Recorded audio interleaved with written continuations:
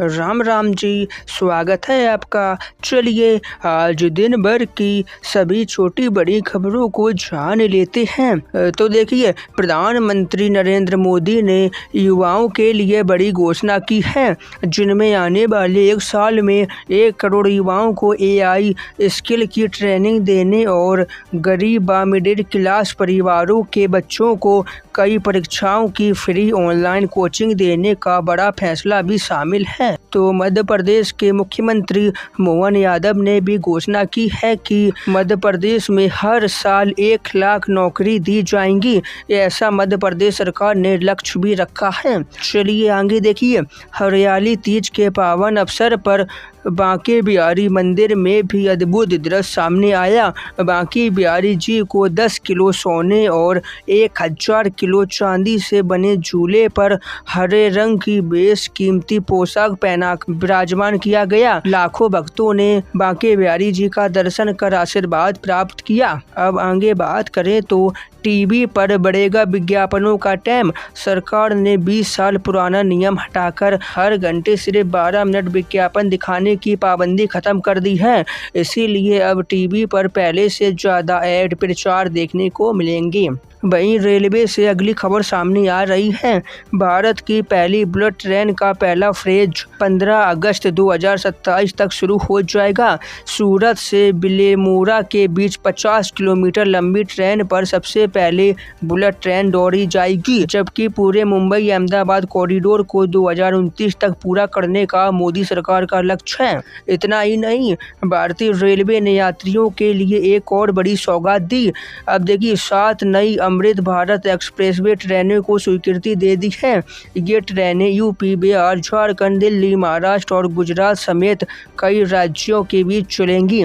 इधर उड़ीसा सरकार ने गांजे की अवैध खेती पर सख्त रुख अपनाया है।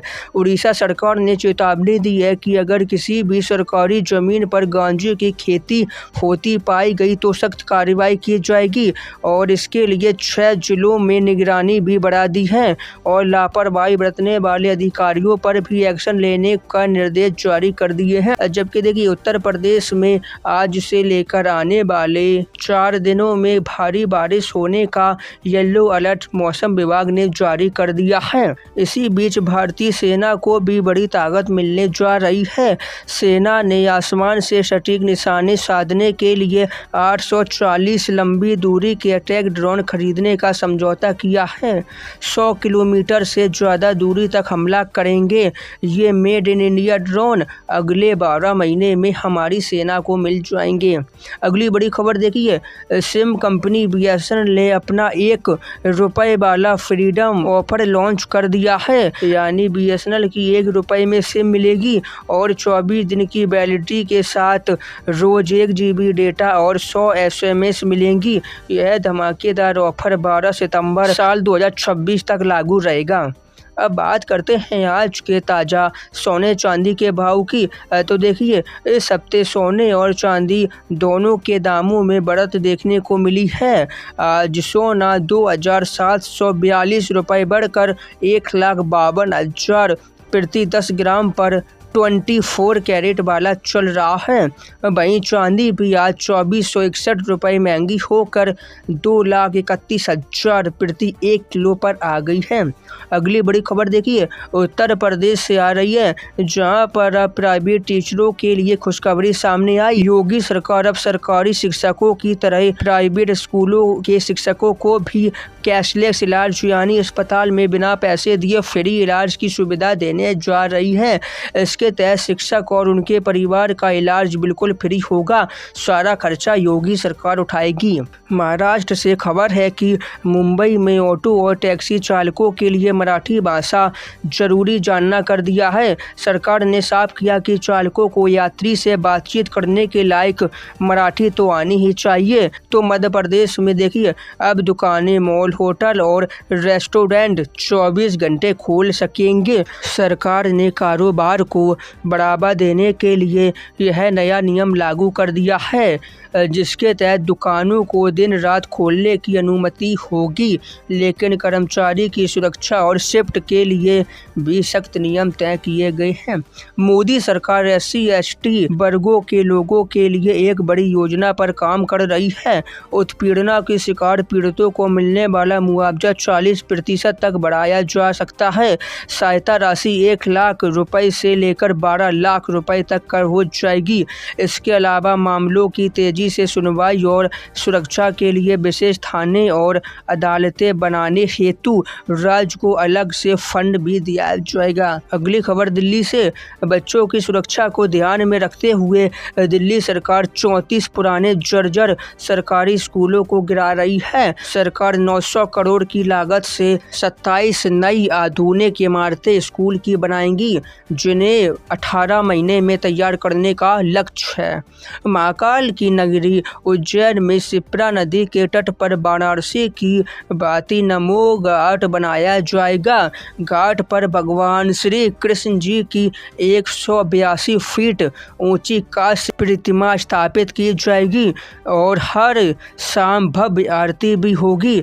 इस पूरे निर्माण में 2 साल का समय लगेगा। चलिए अब कुछ राजनीति हलचल भी देख लीजिए।